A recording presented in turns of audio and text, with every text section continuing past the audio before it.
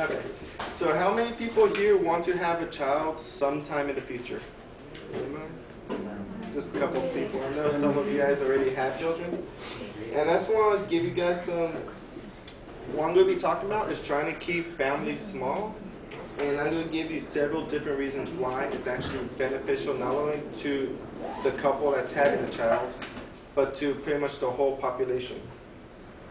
Because everyone knows that raising a child is really expensive, all the time and energy that's wasted. So I'm going to address the financial issues that comes with raising a child, just having a child, and just being an extra body there, so the effect on the population, on America and on the world, and also the toll on the environment that raising a child actually does.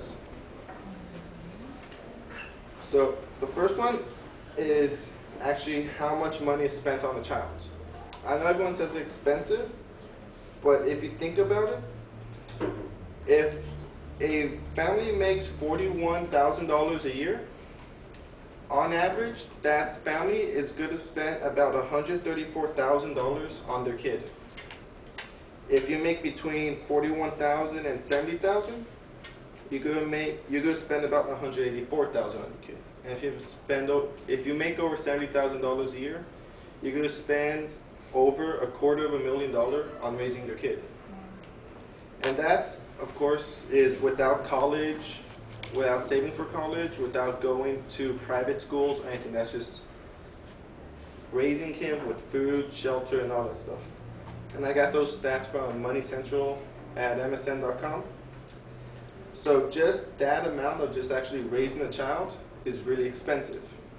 Like, I know some people want to have like 2, which is okay, but if you want to start getting with 4 and 5, you guys got to start thinking how much money is actually being spent on that child. There's so many better things you could do with that. You could send them to a better school, for example, so they become better educated and have more of an advantage in the future. You can start saving for college, obviously, because it's a lot easier to save to send 2 of your children to college instead of sending like 5 of them. Just simple math right there. You could upgrade your living conditions, or you could even start saving for retirement, because everyone knows that the more kids you have, the more you're going to spend, so it's going to be harder to save. My next point is just having more kids actually influences the amount of people there are in the world. Pretty simple. I got this stat from the Negative Population Growth, mpg.org, and it says, right now, there are 6.8 billion people on the earth right now, just rough estimates. And the scientists at this website did calculations, and they said the best optimal amount of people that should be on the planet is between 2 and 3 billion. Obviously, we doubled that and more. What that means is that with the excess amount of people, it's affecting everything. There's more people in a smaller area, so you get more traffic. The schools start becoming overpopulated and crowded. All that kind of stuff right there. And same for America. The same scientists at the mpg.org, right now there are about over 300 million people living in the U.S. right now.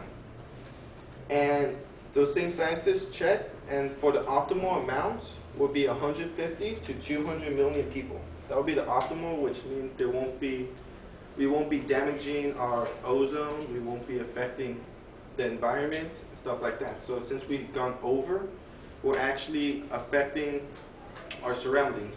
It's causing damage that someday may be irreversible. And the final one that I saved for last is because I think this is the most shocking. Raising a kid and then the toll it has on the environment. On average, how many diapers do you think a baby uses a day? 5. Yeah, say 3 or 4. That's like a pretty average one right there. And I'm pretty sure have you guys seen the show The Human Footprints on National Geographic? A couple of you have. And on that one it says about 3, little more than 3 per day is the average. That means an average American baby uses 3,800 diapers being raised. as some of you guys have seen in the show, it's quite, like, it's not just diapers and that's it. What's actually inside is very amazing. For each baby, it uses about 4.5 trees to create the diaper, 715 pounds of plastic, and 1,819 pints of oil to create all those diapers that kids could use.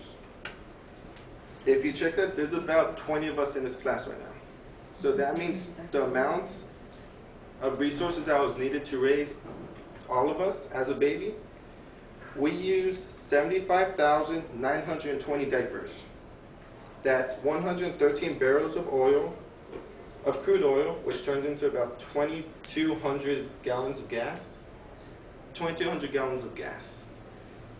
That, with that amount, if you get in a car that gets 30 miles per gallon, you could circle the earth over 2.5 times with the amount of oil that's inside the diapers. As not only that, that's just one aspect that is needed to raise a child.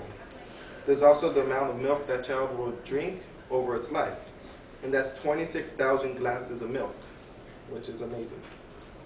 The amount of showers it's going to take in the child's life, if it takes a shower for 5 minutes, on average, it's going to use 700,000 gallons of water.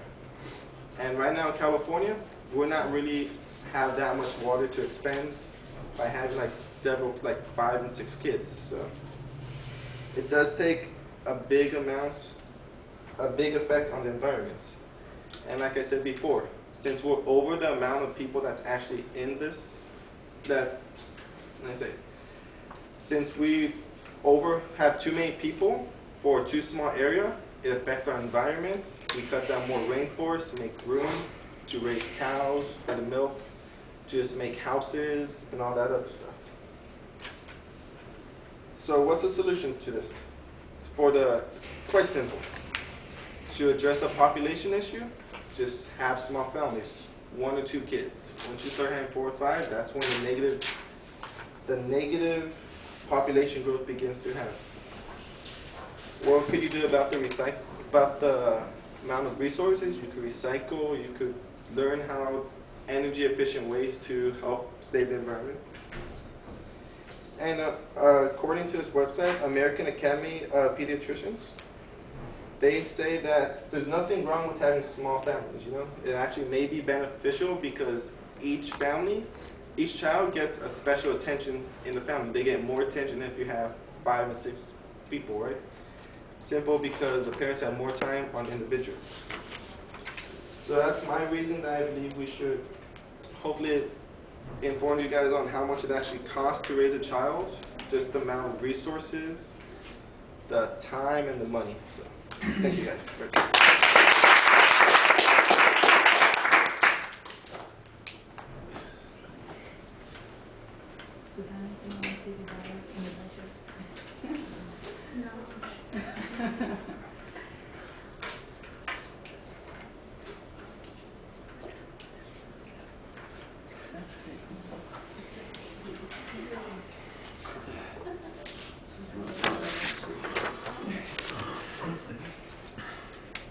All right, Stephanie, what did you think?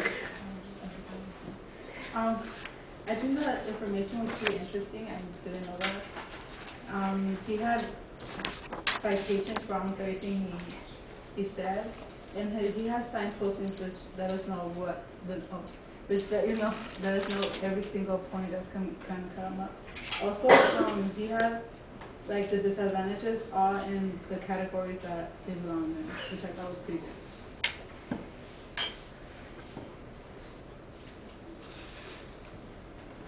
All right. I think the audience survey is a little bit awkward, but you do clearly state what your topic is. You've got a clear goal. There's a setup. I think the phraseology on some of the supporting points could be a little bit more eloquent, but we know how you're going to develop your argument.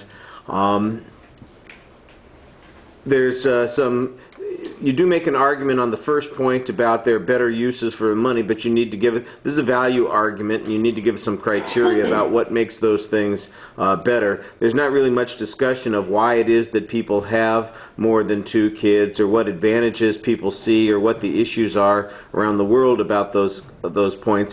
You make it sound like it's a choice, and I'm sure in some situations it's a choice, but in a lot of places it's probably not a choice, certainly not the kind of choice that we think of. I thought that you had some good information about the costs on the kids and how much it costs to raise them, about the number of diapers, about the impact of the diapers, for instance, on the environment. I did think that you got into the environmental issue a little bit, but didn't follow through with as much detail on the argument as it could be. Excuse me, I need